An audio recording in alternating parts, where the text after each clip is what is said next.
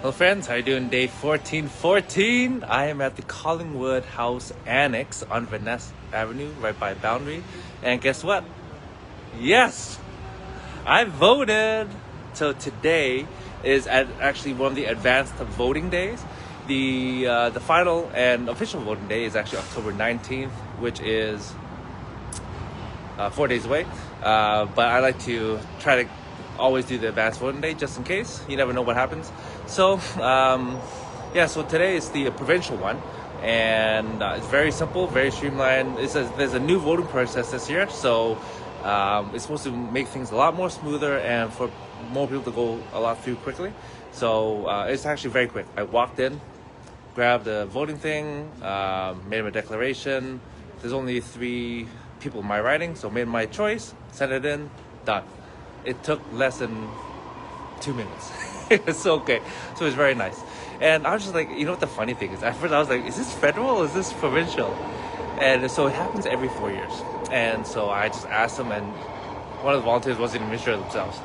But I looked it up, and so this was a provincial election for British Columbia. Actually, each province has a different date for the election. Some are actually in 2025. So I was wondering when the federal election is, and that is actually next year, 2025.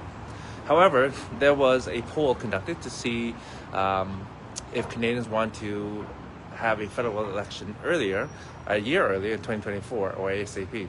And almost half, so 46% said that they did want to have it in 2024, and the rest didn't. Another stat was that women, along with people aged 55 and older, people who are 55 and older were willing to wait till next year and have the current government finish out the 4-year term. And everyone else, well, the two segments that wanted it earlier were people from 18 to 54 and also women. And so that was interesting. But I don't know. My guess is we're going to have a federal election next year. But either way, since it's already October, either way, if you live in Canada and are a citizen, then guess what? You get to make your voice heard. Okay. In many other countries, you have no voice. You cannot vote, and people are just appointed into power, and they make all the decisions for you.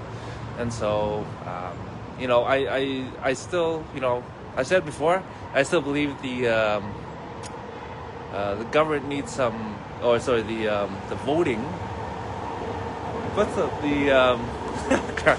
political system, I believe, still needs some tweaking to be more effective, because like I said before, parties just flip-flop, and they are instead of working with each other, I find a lot of times just working kind of against each other because they have different ideologies, which is perfectly fine, but let's try to unite as a country. You know what I'm saying? That's my philosophy. But that's all I have to say on it, because I'm not actually running or doing anything about it, so I'm not going to say too much. It's just what I see.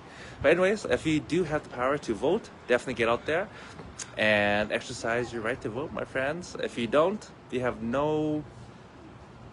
really have no right to complain about anything. Okay? And I find so many people do not vote because they don't think their vote matters. Think about that. So guess what? What if 5 million people feel the same way? That could create a huge swing in who actually wins the riding and is in government. So I think for myself, for a long time, I didn't vote because, number one, I didn't understand the system. I didn't understand the process. And I always thought, it doesn't really matter about my vote because it's only one of two parties, typically, and my voice really doesn't matter. But over time, I said, well, what if everyone thought that way? Then we're actually giving up our power. So my encouragement, you get out there and vote and make your voice be heard. Okay, see you guys tomorrow. Ciao.